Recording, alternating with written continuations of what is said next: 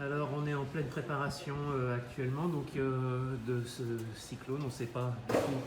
Oh, il y a un truc qui vient de passer par la fenêtre, c'est rigolo. On ne sait pas du tout quelle puissance il va avoir et s'il va vraiment nous passer au-dessus. Mais du coup, on commence à se préparer. Voilà, ce qu'on fait, c'est qu'on déplace un petit peu tout. Comment dire, madame, comment on fait là? Qu'est-ce qui se passe? Ah ben on fait le ménage. On fait le ménage. De façon à pas se prendre la poussière dans la figure si jamais les volets pètent. Ah si, je pense ce sera un autre souci si jamais les volets pètent. Ouais, je recommence à le balayer. Bref. Non, on range un petit peu là de façon à Attends, ce je te que... vois pas dans ce sens-là. Pardon. Donc là, ce qu'on fait, c'est qu'on range un petit peu parce qu'on a été prévenu que le cyclone l'ouragan, pardon, qui devait arriver avec une puissance pas très élevée, en fin de compte, arrive sur nous directement entre Cancun et Playa del Carmen avec une force de 4, c'est-à-dire énorme. Des vents à 250 km/h. Pratiquement au maximum. Donc on nous a bien conseillé de nous calfeutrer, de cacher un maximum de choses, de se préparer bien en avance. Là après je vais aller faire cuire beaucoup de trucs de manière à ce qu'on puisse tenir au moins 2-3 jours.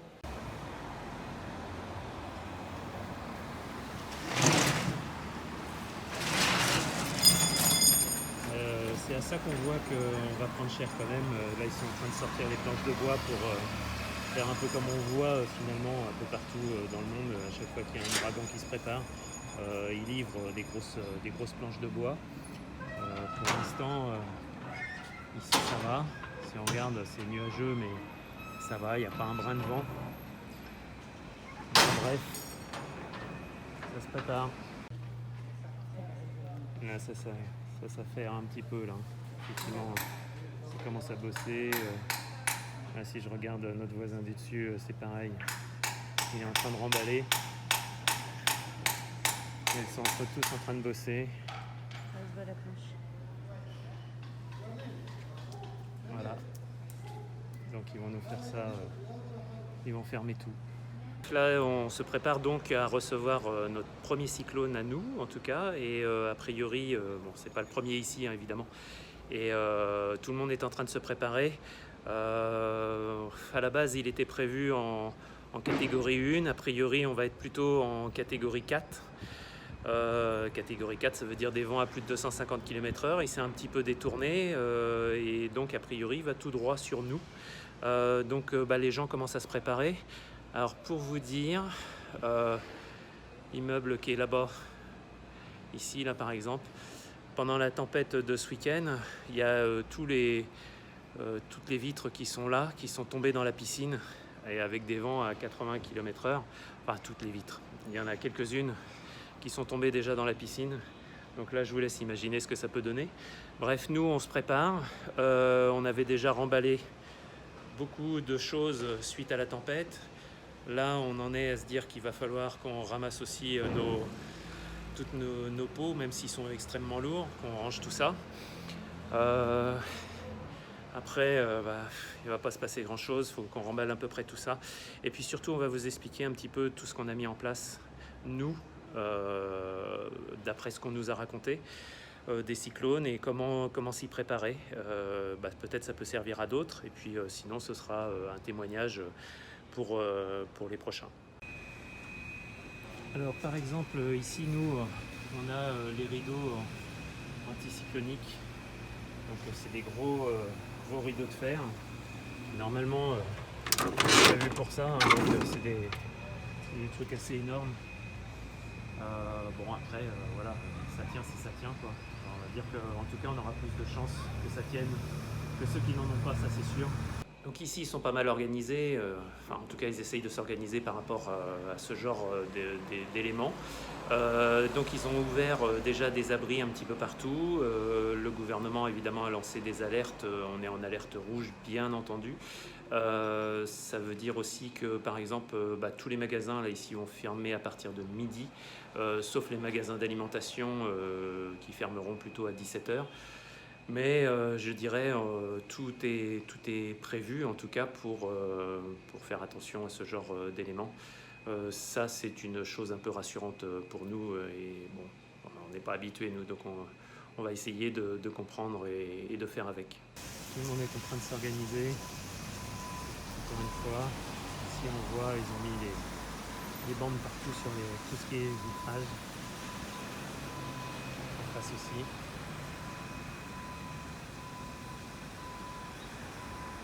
Ça s'organise.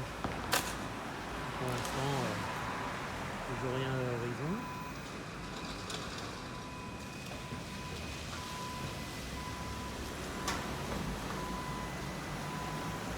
Eux, ils sont en train de fermer les boutiques, hein, comme prévu. On leur avait dit de tout fermer, tout boucler. C'est en cours.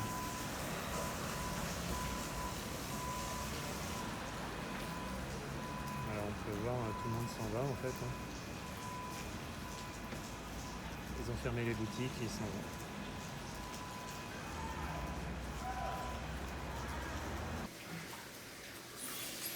Bon alors, dans notre préparation, on nous a expliqué qu'on pouvait se faire couper l'électricité, l'eau, le gaz, etc. Donc l'idée, c'est de se préparer pour ça. Donc on fait cuire les œufs. Prépare des futurs repas. Prépare les repas, parce qu'effectivement, on risque de se faire couper un petit peu tout et n'importe quoi. L'idée aussi, c'est de remplir tout ce qui est bassine, etc., remplir ça d'eau, parce que si l'eau est coupée, on a nos bonbonnes pour nous, pour boire. Donc ça, on en a 2 en réserve, plus celle-là, donc là-dessus, on est peinard. Maintenant, c'est effectivement les toilettes, la douche, ou si on a besoin de laver 1 ou 2 bricoles. Donc on va se préparer aussi à ça. C'est un peu des principes de précaution ici et ailleurs. D'ailleurs, quand il y a un ouragan, c'est vraiment d'imaginer qu'il n'y aura plus accès à ce qu'on a l'habitude, hein, c'est-à-dire eau chaude, etc., la lumière, l'eau. Il n'y aura plus Internet. Peut-être on va être tranquille. Bref, donc il y a toute cette partie-là aussi à préparer. Même si on a les anti-ouragans, si jamais la vitre pète et que les rideaux lâchent pour X raisons, on va commencer à sécuriser, c'est-à-dire tout ce qui peut voler ici, dans cette pièce-là ou dans les chambres. On va essayer de les sécuriser, de les mettre vraiment, voilà, toutes ces petites choses qui sont ici. On a nos bougies, on a des bricoles, etc. Mais tout le reste, on va le bouger, que ce soit, par exemple, lui, la Mamonde, évidemment, on va la mettre un petit peu en sécurité, la bloquer quelque part. Donc voilà, ici c'est pareil, quand on voit dans la chambre, ici on a un vase ici, les petites lampes ici, tout ça on va mettre ça en sécurité parce que effectivement on n'est pas à l'abri qu'à un moment donné ça rentre. Et si ça rentre, faut qu'on soit prêt. Si j'ai le temps, je vais sortir dans la rue, vous montrer un petit peu, mais pour l'instant, on va déjà ranger un petit peu. Séverine avait fait une tête en disant tiens, il va sortir dans la rue, il est fou. Pour l'instant, il n'y a pas de vent, mais on voit bien que les gens se préparent. Donc si j'ai le temps, je vous montrerai ça aussi. Alors, il est pas loin de 16h. Voilà un petit peu les rues. Ça commence à être assez limité. On voit encore des stigmates de ce week-end, la tempête. Et puis on voit que ça commence à se vider. En même temps, ça commence à ressembler à un truc un peu sombre. Là, je me dirige vers la mer et comme vous pouvez voir, ils n'ont pas encore tout nettoyé de la tempête. Et là, on va reprendre un peu plus. Donc ça, c'est juste derrière chez nous, actuellement, avant le passage de Delta. Alors là, on est sur la Quinta, donc à 16h. Ils sont en train de tous remballer, hein, il n'y a plus grand monde. C'est à nouveau ville morte. Donc voilà, je peux me retourner derrière, ils sont en train de tout boucler aussi là. Voilà, ça c'est la rue la plus connue de Playa et là où il y a le plus de touristes. Bon là, je crois que ça commence à se vider réellement. Ah, là il semblerait que tu n'aies pas le droit d'aller plus loin. Je crois qu'ils sont en train de dire à tout le monde de dégager des plages, ce qui paraît à peu près logique jusque là. Voilà, c'est comme ça. Là on voit bien que ça arrive, c'est encore loin, hein. On voit pas trop de différence dans le ciel. Mais bon voilà, 16 h, ça commence à arriver, commence à pleuvoir. Et alors les chats, on n'est pas au courant. Et les gars, ça va merder. Hein. Il y a un souci qui arrive. Ah, dans le fond j'entends l'orage.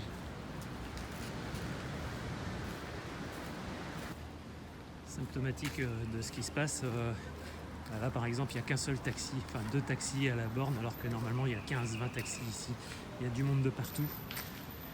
Je crois qu'ici ils comprennent bien quand on leur donne des indications sur les pandémies, sur les trucs et tout ça, enfin voilà. Sur les ouragans aussi a priori.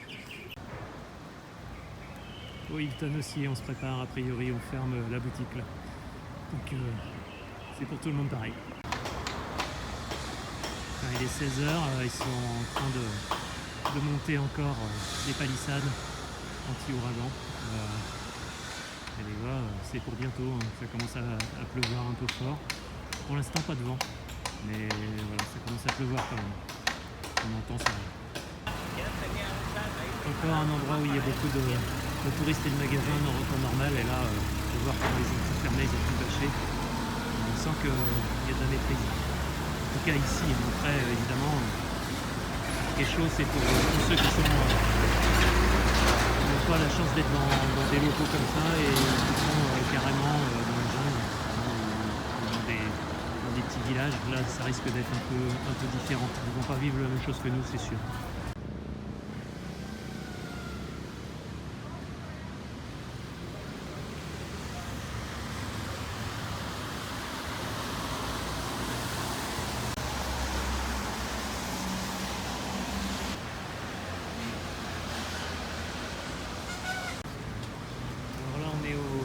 Donc juste à côté de chez nous, donc lui il va fermer à 17 h, donc il est incessamment sous peu. On voit les dernières personnes qui viennent faire leurs courses.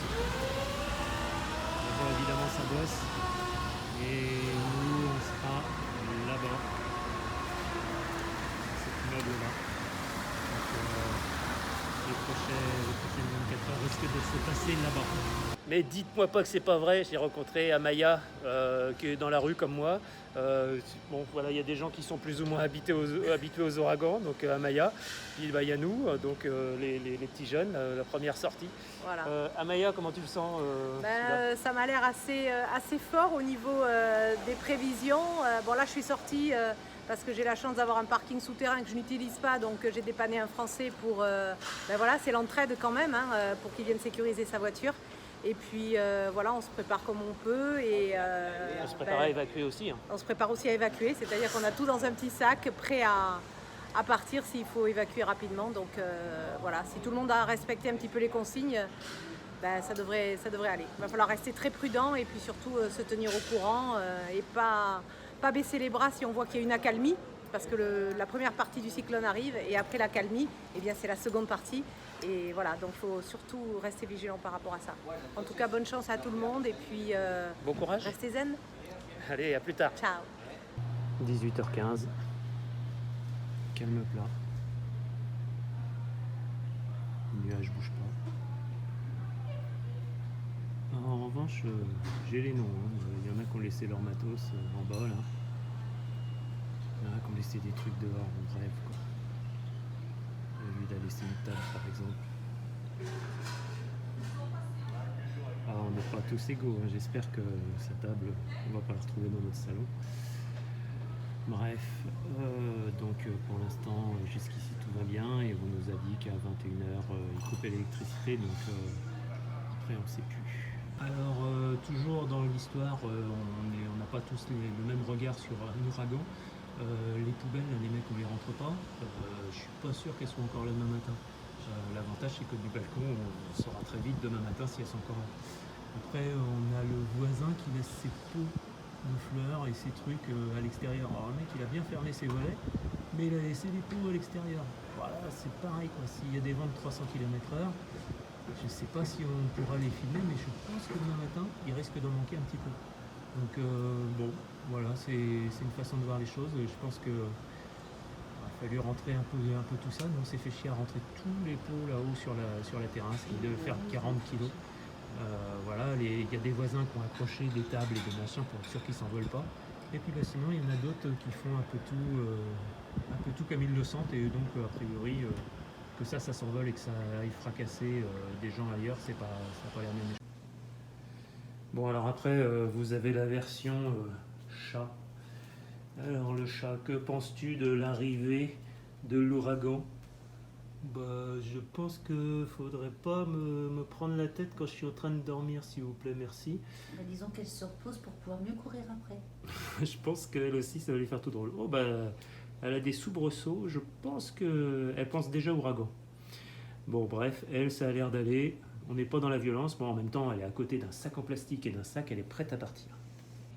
Alors donc on a prévu, parce qu'ils annoncent une coupure d'électricité indéterminée à 21h, de l'éclairage. On a de la lampe électrique, de la bougie encore. Hein. Pour les gens qui fument, on a de la bougie qui sent bon. Ça, c'est pas bien. Et l'avantage d'avoir pris le matériel, on a nos lampes. Donc là, on va les économiser, mais elles sont fonctionnelles. On en a 3 comme ça. C'est l'avantage. Avec 6 batteries, ça veut dire que oui, on peut tenir au moins 24 heures avec ça. Entre 18 et 24 heures, on va dire. On a chargé tout ce qui est téléphone, tablette, téléphone français, téléphone mexicain. Et on a tout regroupé. On a préparé ensuite dans des sacs à dos, chacun le sien, qu'on a mis là. Valère, il va finir le sien dans bientôt. On a mis ici, dans chacun des sacs, on a mis, pas celui-là parce qu'il est à moitié vide, on va faire celui-là. On a mis un kawaii, les papiers qui sont importants, livret de famille, tout ça. Ordinateur mis dans un sac poubelle de façon à ce que lui ne prenne pas l'eau avec son câble. Ensuite, on a mis une pochette, chacune nommée, dans laquelle on a au préalable mis pièce d'identité, passeport, masque, parce qu'on ne sait jamais, et pour éviter de boire n'importe où et dans n'importe quelle bouteille, une paille. On a du gel hydroalcoolique qui est là. On a les chargeurs et pour nous, on a les cartes bleues. Valère, n'ayant pas de carte bleue, lui, on lui a donné, je range, faut rien oublier, et un peu de rechange aussi. Valère, n'ayant pas de carte bleue, on lui a donné l'équivalent de 1000 pesos en liquide, mis dans son passeport, à n'utiliser que en cas d'extrême urgence. Donc on vous a dit qu'on avait préparé tous un sac à dos avec des papiers importants et tout ce qui s'ensuit à l'intérieur. Et bien sûr, on a Chérinette, il ne faut pas qu'on l'oublie. Alors Chérinette, on ne peut pas la transporter dans sa grosse caisse. Donc j'ai pris un sac, qui est un sac informatique à l'origine. Elle va être un peu à l'étroit, mais au moins l'avantage, c'est qu'elle sera protégée de par la fermeture. Comme ça, elle est tranquille, elle n'a pas peur. Dans lequel je lui ai mis un petit sachet avec quelques croquettes dedans. Comme ça, je peux lui mettre dedans aussi en cours de route pour la rassurer. Son nounours préféré, parce que celui-là, elle s'éclate beaucoup avec. Et je lui ai mis des petits sachets de nourriture. Et comme ça, voilà, le sac de Chérinette, il est prêt. On n'a plus qu'à l'attraper. Ça, c'est une autre affaire. Et la coller dedans. Voilà.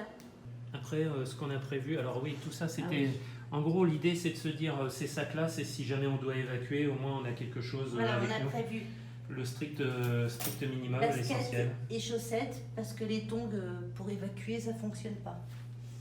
Et là, on a prévu, parce qu'ils coupent l'eau à 21h, ils coupent l'électricité à 21h, mais ils vont couper l'eau. Donc on a prévu des seaux remplis d'eau pour les toilettes. Pour les toilettes, la toilette, etc. Nous avons prévu aussi de quoi manger, mais pas manger en se servant du gaz parce que ça on nous l'a fortement déconseillé. Donc, Le gaz risque d'être coupé, c'est surtout ça. voilà, donc on nous l'a fortement déconseillé. Donc nous avons prévu des œufs qu'on a fait cuire dur, des saucisses, des légumes qu'on pourra faire en salade avec des pommes de terre en dessous, pas mal de petites choses, des légumes en dessous qu'on va pouvoir faire aussi en vinaigrette, tout ça. Et c'est pas là, c'est là. Nous avons des haricots qu'on pourra mettre, des asperges, on a des chips, bref, on a pas mal de petites choses, on a du thon, pas mal de petites choses où on pourra faire des vinaigrettes. On peut tenir facile 2 à 3 jours ici sans avoir à faire à manger maintenant. Oui, l'idée c'est de se dire s'il n'y a pas d'électricité ou s'il n'y a pas de gaz ou s'il n'y a pas d'eau, on soit capable d'être autonome. Et, Tant qu'on n'ouvre pas le frigo, on ne perdra pas les produits parce que et quand on l'ouvrira, donc on il est l'ouvrira rapidement. 18h30, on est prêt, on attend. Alors ce qui est un peu étonnant, c'est que il n'y a pas de vent. Évidemment, C'est calme. il y a des gros nuages noirs, bien sûr. Il ne pleut pas encore. On a eu très chaud cet après-midi, extrêmement chaud. Et, On a et prévu donc, aussi voilà. tout ce qui est serviettes. Ah oui, on a un petit problème aussi ici. On a prévu tout ce qui est serviettes parce que On a vu lors de la tempête en fait qu'il y avait Des fuites. Il y avait des fuites en fait sur la terrasse du dessus et que ça tombait dans la maison. dans la maison. Et donc du coup oui, on sait où est-ce qu'il y aura des fuites et donc voilà, on est prêt aussi. On est prêt à ce niveau-là. À ce niveau-là. On a commencé à mettre des bacs derrière Valère. On a mis un bac parce que les clims fuient un petit peu aussi. Donc voilà, on est prêt, on attend. Et là, si on regarde dehors, il fait beau temps. Il fait beau temps. Il fait gris, mais il fait beau temps. Comment dire Il fait nuit, il fait gris, là, c'est très, calme. très Regarde, gris quand même. regarde les arbres, c'est calme. Il n'y a pas, effectivement, il n'y a pas un brin de vent. Tout le monde attend. Le fameux c'est calme avant la tempête. Voilà, si tu prends. Tu pourrais prendre le jardin parce que je pense qu'on ne le retrouvera pas comme ça demain. Jardin intérieur. Je pense qu'on peut lui dire au revoir. Ouais, ça risque de bouger pas mal. Encore, on est vraiment dans une cour intérieure, donc peut-être. En revanche, de l'autre côté, dans la rue, ouais, ça va être Macao. Bon, déjà, moi, je me suis déjà dit que peut-être dans les 3 ou 4 prochains jours, on sera dehors à aider les gens qui seront en galère, si nous on s'en sort bien. Voilà. Et on est prêt maintenant on est prêt, façon de parler. Est-ce qu'on est déjà prêt? Est-ce qu'on sera prêt un jour pour un ouragan? Je sais pas. Mais en tout cas, on a fait le nécessaire pour essayer de se laisser des chances de passer tranquillement, de passer au travers en tout cas. Voilà. Et comme ils vont nous couper l'électricité à 21h, on se dit à très bientôt.